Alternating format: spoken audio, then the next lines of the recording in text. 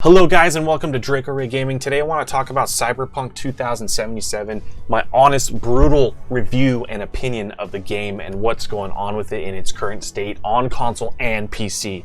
So as usual, we're going to jump right into it. Here we go.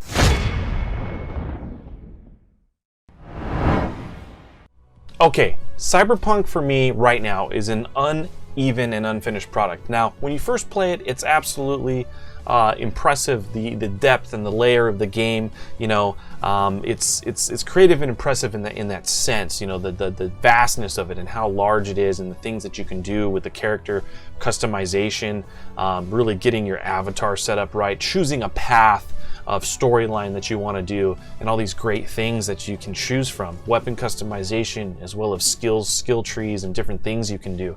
Very, very cool. But you know, as I got into the game, it really kind of faded quick for me. The RPG element faded real quick for me.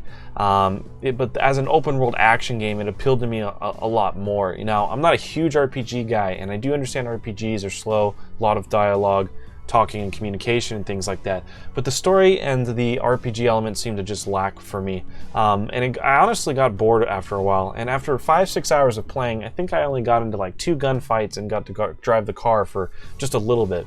Now, driving the car felt great, you know, and the physics and all of that thing, the shooting felt good, but honestly, when I got in the game and I actually saw the city and was opened up to the city, the performance and the frame rate was absolutely appalling, and the way the game actually looked was not as impressive as the hype and the trailers and the images that we saw that were marketed and advertised. So, you know, people were hyping this game up, and CD Projekt Red was hyping this game up like it was the god of all games. It was the game of the decade, that we finally got a game that is going to be polished, finished, and what the fans want and deserve. They took a long time with this game, pushing it out multiple times, and you would think that you would get a nice polished game, but it just didn't happen, and I'll get into the details more as we go along here.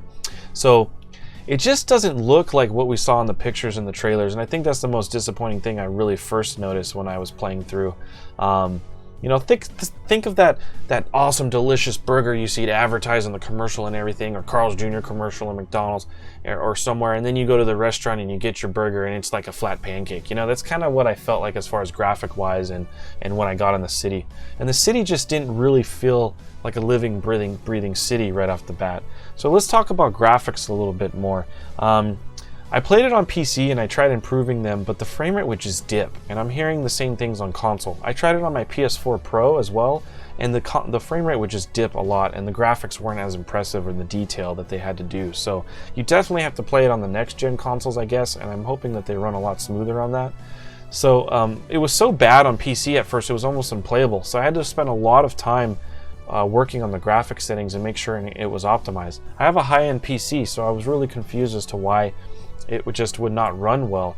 I'm getting these fat frame rate dips for no reason. It just seems really, really broken. The optimization is broken, and turning any extra features on, like ray tracing or other fancy things that we would like to use and see the beauty of this game in the city, gave me a game crash. And I actually got an error trying to use any ray tracing or other high-end effects at all. Let alone, even if they worked, the frame rate's so atrocious you can't even play. So that was definitely one bad thing I didn't like about the game off the bat with the graphics. Now, pacing. I know it's an RPG again, but holy cow is it slow.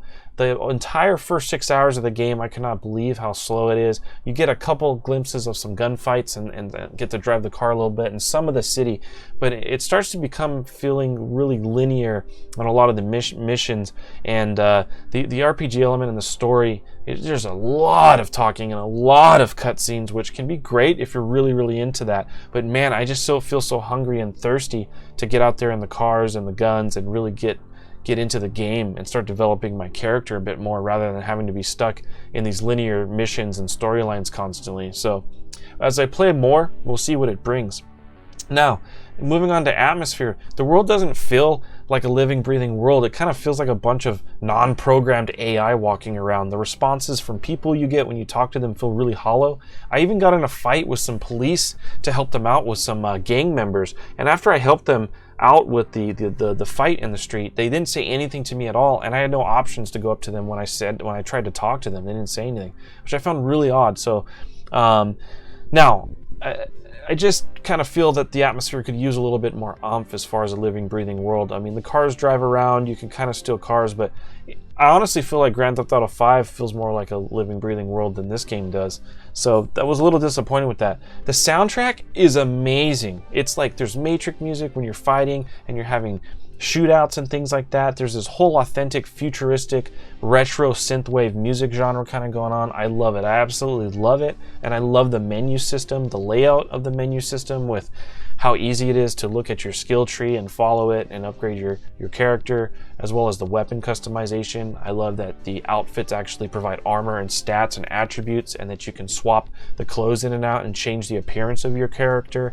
The graphics settings on PC are really in depth, which is great because you have full tweakability to actually get the game to run smoother after learning what options you need to optimize, like cascaded shadows, film grain, distance options, and things like that. DLSS helps a lot from the NVIDIA settings as well.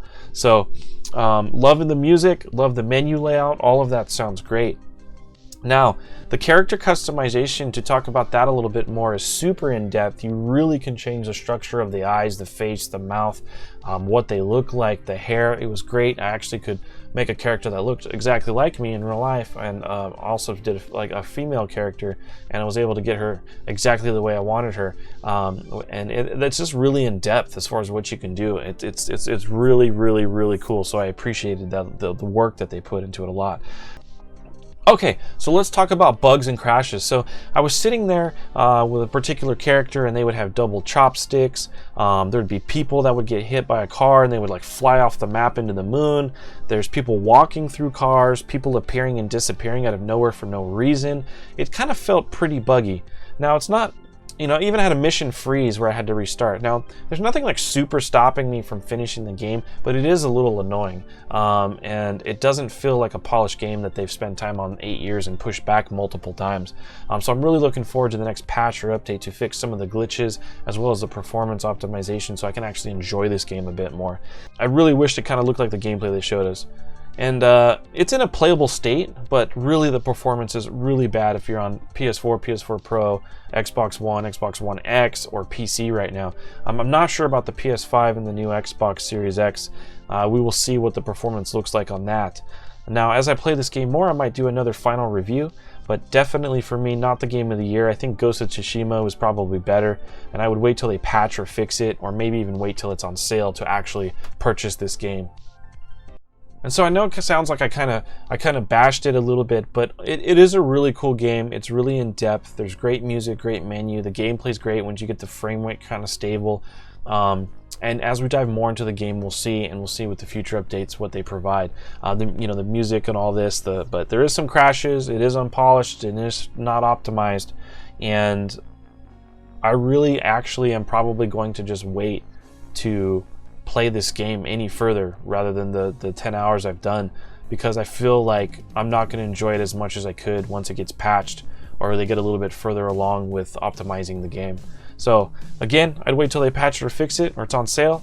I'm Draco Ray Gaming. This is my review of Cyberpunk 2077. I hope you appreciate it. Let me know what you think in the comments. Do you agree with me? Do you not agree with me? Let me know. And as always, like, comment, subscribe, hit that notification bell so you know when I go live so we can play some games. And I'll catch you guys next time.